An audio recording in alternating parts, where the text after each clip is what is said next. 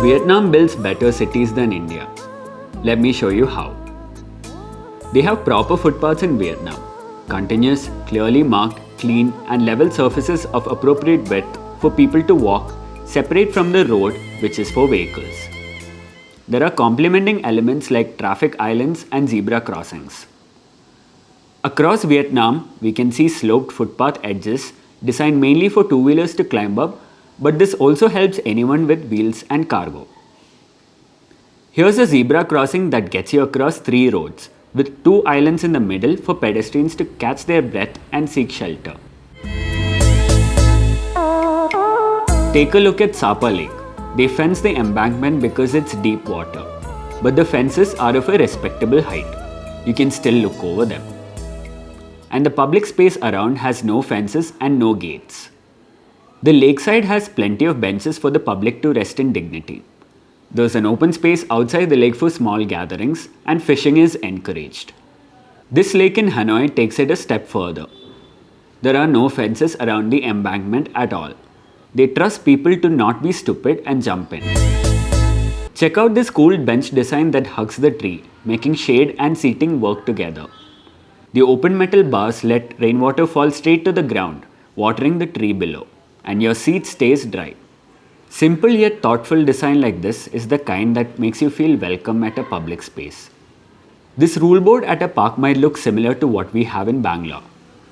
But here's the difference. Parks in Vietnam are not fenced. They are accessible to the public 24/7. It's just public space being public, no drama.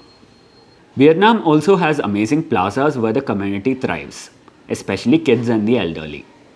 People blast music, play sports, chat, or just breathe fresh air.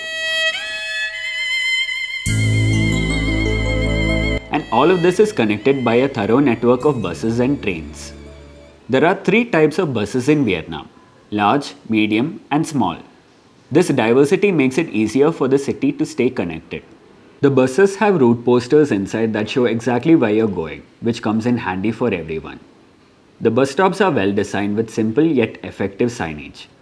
Take this stop near a metro station. The top section shows the stop name and the route numbers. The bottom section shows all the stops in sequence.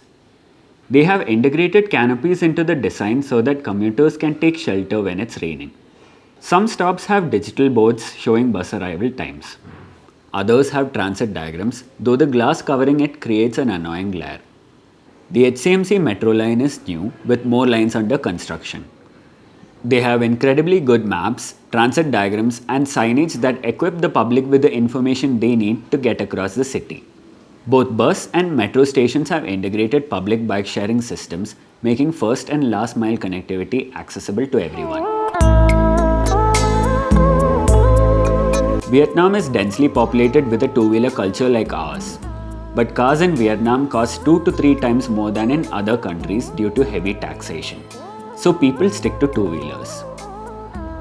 High two-wheeler population means encroachment is higher. By designing for encroachment rather than fighting it, they found a balance and make it work. Look at how footpaths are used for parking, but in orderly fashion so that pedestrians aren't pushed onto the roads.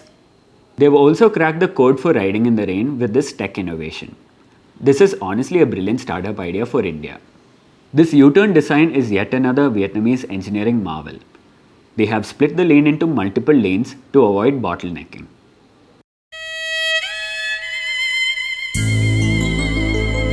So why can Vietnam pull off unfenced lakes and orderly street parking while we can't? Why do they trust their public with dignity while we assume the worst? Somewhere along the way, Vietnam chose to design for trust instead of distrust. They chose to believe people would respect public spaces if you give them spaces worth respecting.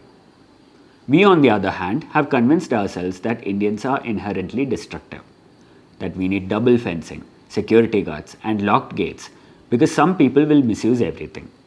Vietnam has designed their cities for dignity, not fear.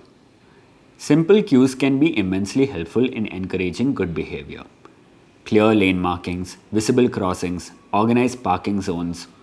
We should design more public spaces that assume that people will behave well by default.